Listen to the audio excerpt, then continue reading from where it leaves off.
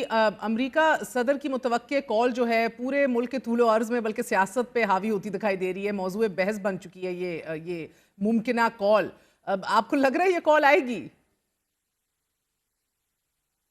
पहले तो अमेरिकी सदर को वाइट हाउस में जाना है जी। उसके अंदर 2 महीने अभी बाकी हैं। मैं किसी जगह पे कह रहा था कि अमेरिकी सदर जो है वो अभी वाइट हाउस में नहीं पहुंचा, लेकिन पाकिस्तान की गली कूचे में पहुंच चुका है।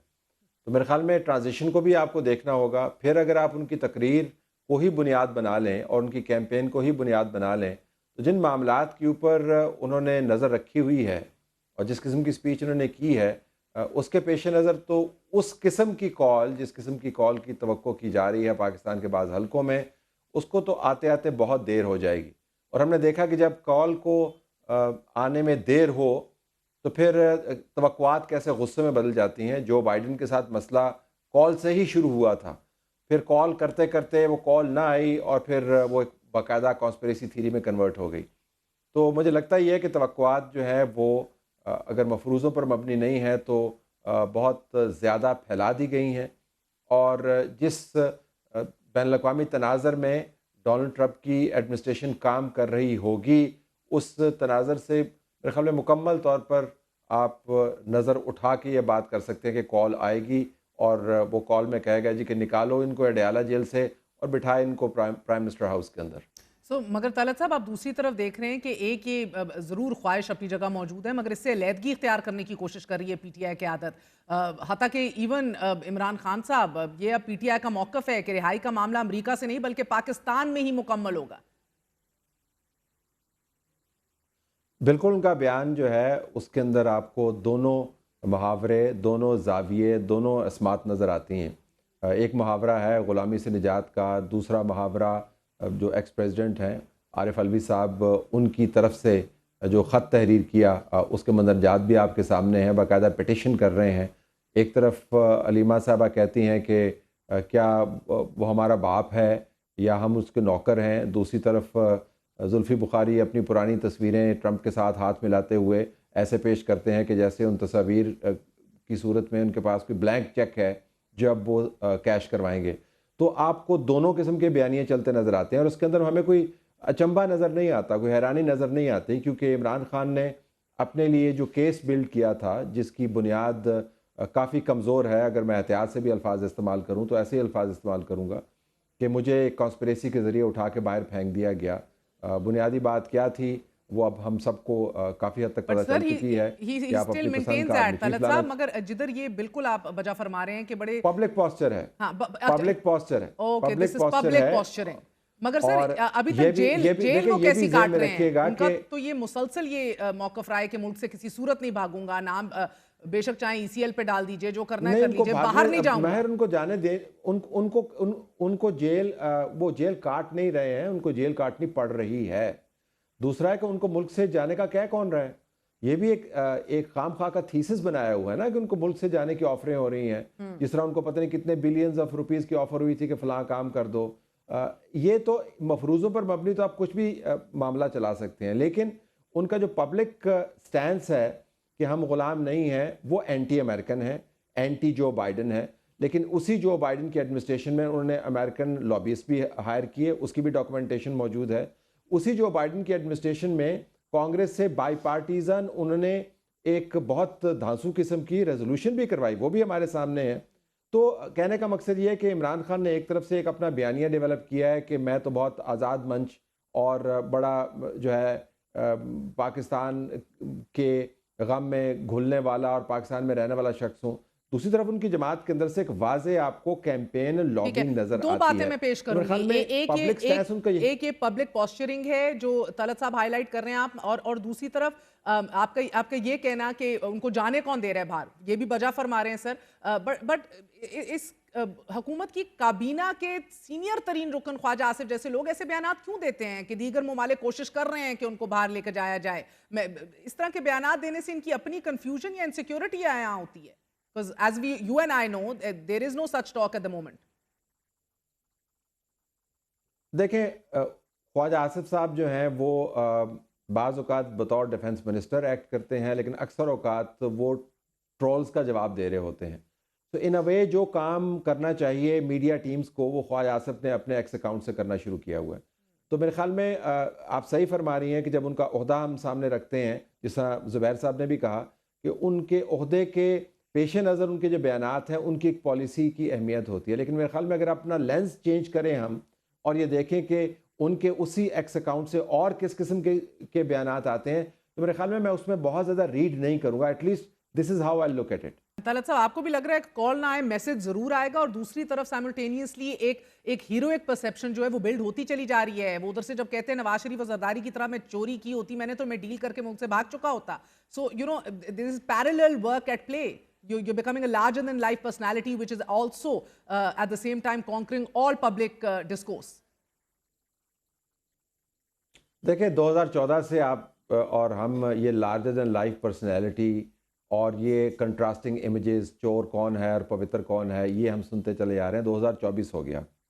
2014 और 2024 के दरमियान जो फ़र्क आया वो ये कि वो प्राइम मिनिस्टर हाउस से इस वक्त अडयाला जेल में बैठे हुए हैं। हम अगर मोरालिटी की तरफ जाएं, कानून को लागू करने की तरफ जाएं, जमहूरियत की तरफ जाएं, तो बहस फिर ना ख़त्म होने वाली है। लेकिन नहीं, अगर आप आप बस पावर मुझे ये पॉलिटिक्स का बताइए, पैराडाइम सियासी इस्तेमाल कद-काठ करें तो इनका बड़ा है कि नहीं? इतने पूरे टाइम में जो आप बता रहे हैं मुझे, सियासी देखिए कद-काठ मेरे बड़ा है? सियासी कदकाठ उनका अपने हलके में बड़ा है, अपने कंस्टिट्यूएंसी के अंदर उनका बड़ा है। उन्होंने सोलिडिफाई किया अपनी कंस्टिट्यूएंसी को, उनके लोग उनको छोड़ के नहीं गए हैं। उनकी पार्टी तितर बितर हुई है, फैसला साजी के एतबार से वो नहीं टूटी है। लोगों में उनका बयानिया जो है सर चढ़ के बोलता है। ये इस हद तक ठीक है। लेकिन बहर 2024 के मुतनाज़ा इंतखाबात के बाद आपने बाई इलेक्शंस के अंदर भी देखा है कि क्या हुआ। आपने ये भी देखा है कि उनकी ये कैपेसिटी कि वो स्ट्रीट को एजिटेट करें और बहुत बड़े पैमाने के ऊपर सड़क को भर दें और निज़ाम को मजबूर करें कि वो उनके साथ निगोशिएट करे, वो नाकाम रही है। मैं ज़रा ज़ुबैर साहब की एक बात के ऊपर रिफ्लेक्ट करना चाहूँगा। ट्रंप की जीत जो है वो ट्रंप की अजीबो-गरीब हरकत की वजह से सिर्फ नहीं है। अगर आप उनकी कैंपेन का बड़ा करीब से जायज़ा लें कि जो हम में से बहुत सारे एक्सपर्ट्स जो समझते हैं, एक्सपर्ट्स की राय अहम है, हम कम्युनिकेशन के स्टूडेंट्स उनको देख रहे हैं और वो तजिया कर रहे हैं।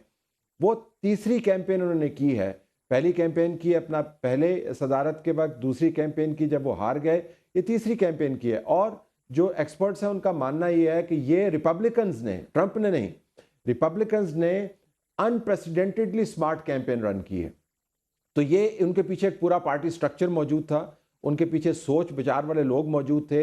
उनकी 900 से ज़्यादा जो रैलीज थी उसके अंदर जो तकारीर एक्सटेम्पोर ज़ाहरन करते होते थे, उनके अंदर जुमले जो थे बाकायदा तराशे जाते थे। तो हमारे यहाँ पे बुनियादी तौर पर चूंकि हमने अपने निज़ाम को मयार बनाया हुआ है, तो हमारा ख्याल है कि एक बंदा आया, उसने बात की तो वो पॉपुलर हो गया।